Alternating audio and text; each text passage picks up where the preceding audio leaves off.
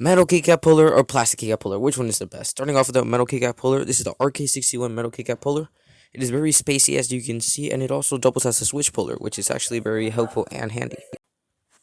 Now moving on to the plastic keycap puller, this is the HyperX keycap puller. It's very small, lightweight, pretty easy to use, kinda stiff honestly in my opinion. Now let's test both of these on my RK61. Now this is my RK61. I'm going to be doing the J letter with the metal. Okay. Now the K with my plastic. Okay, now on the K letter you can see that there has been a little bit of damage done to the sides, which is honestly means that how rough it is.